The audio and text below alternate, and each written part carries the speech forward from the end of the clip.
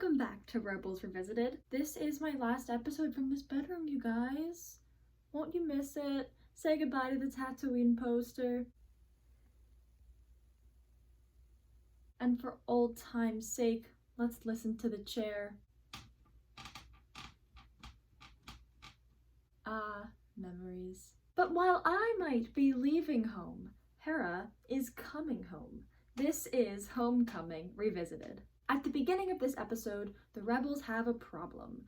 Phoenix Squadron is losing pilots and starfighters faster than they can replace them. They need a safe space to dock, and there is one out there. An Imperial cruiser carrier is floating above Ryloth, and if they can steal it, it'll be just what they need. Here's the problem with that. They'd need to ally with the Ryloth Resistance, which means working with Cham Syndulla, the legendary Clone Wars hero, and Hera's estranged father. This stresses Hera out immediately. Look at her, guys. She's so stressed out. Good on the animators, though. That's such an expressive stance. Some nice, realistic body language from the animators here. And she'll only get more stressed out from here because Cham actually agrees to meet with the Ghost Crew. And this development allows for one of the greatest scenes in the Star Wars canon. How do I look? Same as always. Why? No reason. You straighten up a little bit. You're making me look bad. What's the matter with you? Nothing. Just calm down. You calm down. Ah, you must be the Jedi I've heard about. Jarrus. Kanan Jarrus. I've heard a lot about you too, sir. This is the rest of our crew. Ezra, Sabine, and Zeb. I can't believe this even exists. I love it so much. It cracks me up every time. It's second only to, Dad, what are you doing? But anyway, Cham makes his return. This was really interesting for me because I recently finished reading Lords of the Sith, and for anyone who hasn't read it, Cham is one of the main characters in that book. So since that was fresh in my mind, it was interesting for me to think about how his character there eventually became his character here. But I'm getting ahead of myself. Numa and Gobi are also returning from the Clone Wars. How fun is this? And I feel like a lot of people know this by now, but I have to point out that Numa's armor says Boyle on it in Arabesh. Oh my god! That little fact is just so much for me to handle because Waxer, Boyle, and Numa are so close to my heart. Innocence of Ryloth is so close to my heart, you guys. I kid you not. I cry my eyes out every time I watch it. Cry my eyes out. So I definitely thought it was nice to see her again, and subtly acknowledging her experience with Waxer and Boyle is truly the icing on the cake. Now let's get into the meat of this episode. Oh yeah. What's going on between you and your father? We haven't spoken in years. He was a hero in the Clone War. Fought with the Jedi to free Ryloth from the droid army. But after the war, the Republic became the Empire and refused to leave, so he started fighting them. Once my mother was killed in the Resistance, Ryloth's freedom became the most important thing to him. More important than family? This season has been telling us more about Hera's past, and this episode is a big one. In Wings of the Master, we got to know the positive, inspirational part of her past, and now we get to see the uglier side. So her mom died, and her mom didn't just die, she died in the Resistance. I find it so interesting that Cham coped with that by completely immersing himself in the Resistance work, because he could have reacted by, cutting ties with the Resistance, but he did the opposite, and that's so interesting. I guess his grief caused him to feel like he had nothing left to lose or nothing left to care about but the Resistance, so he just dedicated 100% of himself to it, even though he still had Hera. I think that this element of Cham being a neglectful father was such a choice on the writer's part. Having read Lords of the Sith, I think it checks out. Hera was mentioned twice that I can remember in the whole book, and one of those times was just to give some exposition to Cham, and the other time, someone else brought it up. So now as far as Hera goes here, she's in a place emotionally where we don't often see her. I love that she's fidgeting. What a great little detail to show how nervous and high-strung this situation makes her. Since when do we see Hera nervously fidget? You know, this paints such a deep and complex picture of her. She's such a strong, supportive character. She's the rock of this crew. She's the stability of this show. She's always there for the other characters, and she's always so practical, compassionate, and level-headed. And that's how we see her, right? Yet, underneath that, her personal life was a disaster. It was such a mess that she just completely cut ties from it. So, as much as she's the rock of the Ghost Crew, she's actually a mess, just like everyone else. She's just better at hiding it. Okay, guys, now we're really in the thick of it. This scene. This is what's wrong with you, child. You hold on to the wrong things. Devote your time and effort to lost causes. What a waste. I am not wasting my life. I help people. I lead ships into battle. I am part of something bigger. The rebellion. I thought you knew better than to put your faith in outsiders. You forget what happened when we trusted the Republic. This is different. The rebels are fighting to free everyone. Free everyone. I don't care about everyone. I care only about Ryloth. So I've noticed. Boy, oh boy, is there a lot going on here or what? I love how Hera slips into her Tweed-like accent when she fights with family. What a great detail. It really adds to our perception of her. They can tell us as many times as they want that she grew up on Ryloth, but this shows us. It's evidence of her background. With this one detail, we immediately understand that Hera has an accent and she just masks it in her everyday life. That's a tangible way that she's shoved her past back into her past. That's her separating herself from her background. She would have had to train herself to completely drop that accent in her everyday speech, as she does. But now, this moment where she slips into that accent is so powerful. She's so emotional in this moment that she can't fight it off. There's something so personal about that. Something so personal about that. Language. That's the core of a person. This is Hera at a fundamental level. This is the language of her youth. This is the truest form of her speech. There's vulnerability here because she's unable to mask this thing that she masks almost every second of her life. And this emotional outburst is happening in front of her estranged father of all people. And there's something else going on here too. When this accent comes out, it's connecting her with Cham. Hera has tried to make herself an outsider. She left Ryloth, she cut herself off from Cham, she found a new family, she's the only Twi'lek in her crew, and she dropped the accent. But in this moment, she's not an outsider.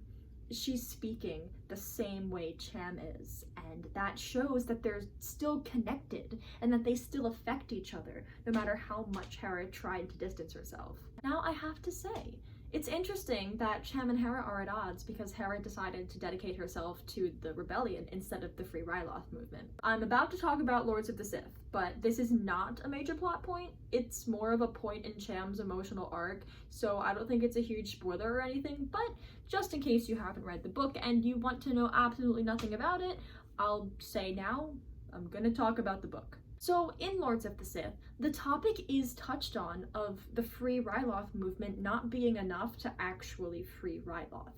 They do touch on the subject of a larger rebellion possibly being the only thing that can actually free Ryloth. Cham is just very tired. In the book, he gets to this place where he feels very profoundly tired because for years and years he's been fighting oppression and he's always been leading some kind of resistance against oppression, and it never ends, you know? And there's a part of him that knows that Ryloth's freedom has to be bigger than him. So I think it's interesting that these are thoughts that he's had, but now he's angry with Hera for acting on those same thoughts. So it seems like it doesn't line up, but I disagree. Characters are deeper than the actual words that they speak. Taking things at face value is no fun. Watch this clip again. This is what's wrong with you, child. You hold on to the wrong things. Devote your time and effort to lost causes. What a waste. I am not wasting my life. I help people. I lead ships into battle. Bingo, there it is. That's where this all lines up. Cham was tired in Lords of the Sith, and he's tired now. But he's not just tired, he's bitter now too. Did you feel that? When he says, "what a waste," he turns away from Hera and crosses his arms. Both of those are subconscious defense positions or defense mechanisms. So why is he getting defensive when talking about lost causes and what a waste? Was he just talking to Hera? Or was he talking to himself too? Look at his face as he's turned away from Hera.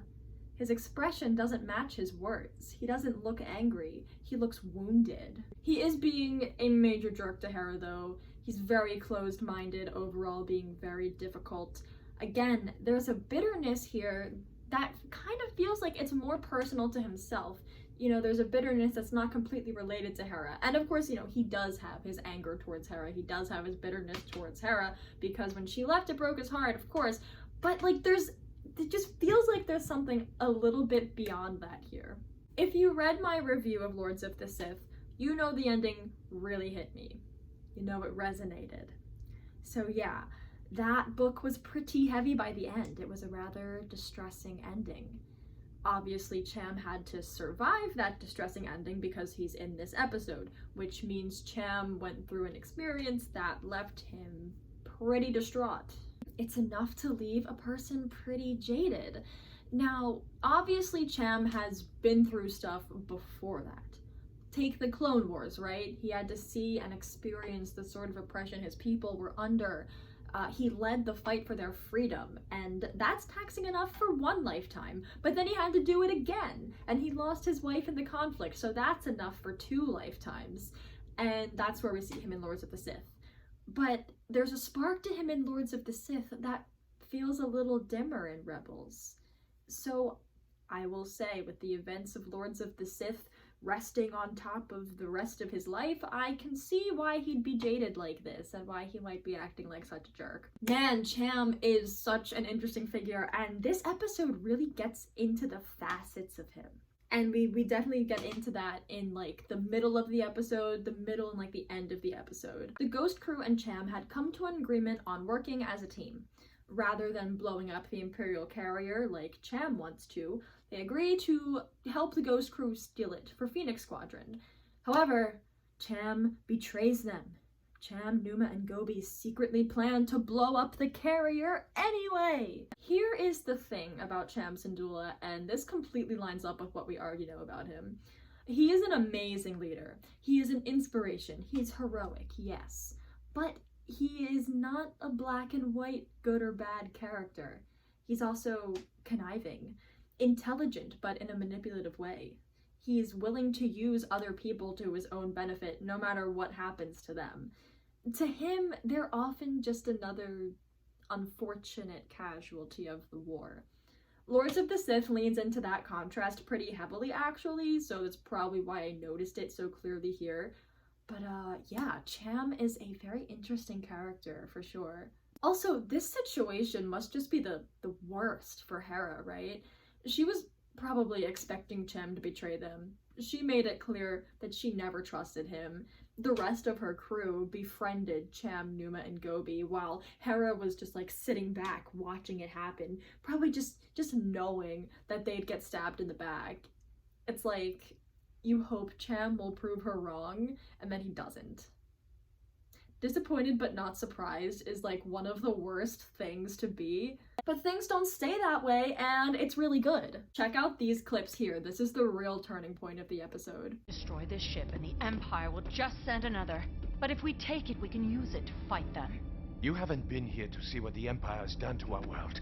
They plunder our wealth and sell our people into slavery. This ship must burn for all Ryloth to see.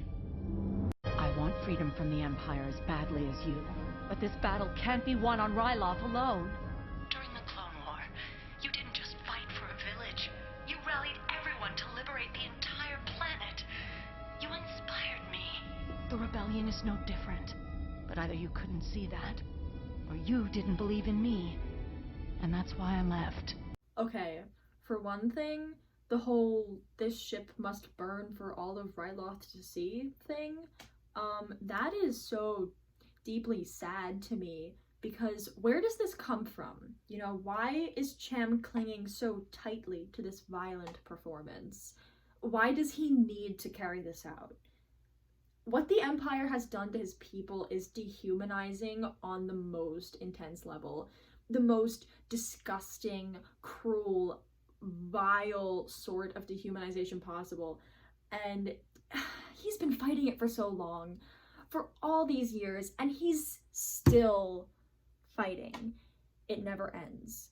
So this spectacular act of violence that will be grand enough for all of Ryloth to see, it's this desperate, exhausted, grief-filled cry out into the universe that Twi'leks are not less than human, that they are capable of things, and that they are capable of fighting back. Like, oh, it sits heavy with me. Sits heavy. And then there's the actual focus of the scene, which is Hera's speech. And it's the perfect counter to Cham's belief system. That's what makes this such a turning point. Because Hera's basically saying, we're on the same side, we want the same thing, and if you truly want it, then you have to admit that your method won't work. Hera finds the exact way to get Cham to open his mind, and that's by raising the point that he will never achieve his goal of a free Ryloth without a larger rebellion. The only way for Ryloth to be free is if the whole galaxy is free, and that does it. Also, the part where Hera's like, you either couldn't see the rebellion is in line with your goals or you didn't believe in me. Wow, that didn't pull any punches. Her speech is enough to win over Numa and Gobi, and in the end, even Cham comes around to Hera's side. Cham needed Hera back in his life. He needs... Okay, I can't expand on this as much as I want to because it's a major spoiler for Lords of the Sith.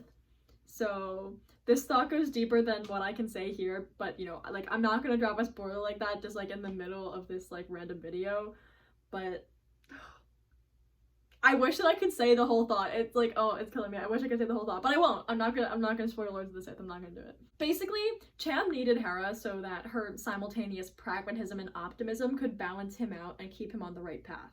So Hera came to him like right at the right time. This whole episode is just another instance of Rebels and Star Wars as a whole being about family. We kind of saw the uglier side of that here. We saw the uglier side of family in this episode as it touched on Hera and Cham's strained relationship. Even they reconciled though, so it's still not devoid of hope, and it's not devoid of positive family relationships. That's all for this one. The next episode is one of my favorites in the entire series, so I'm excited to cover that one.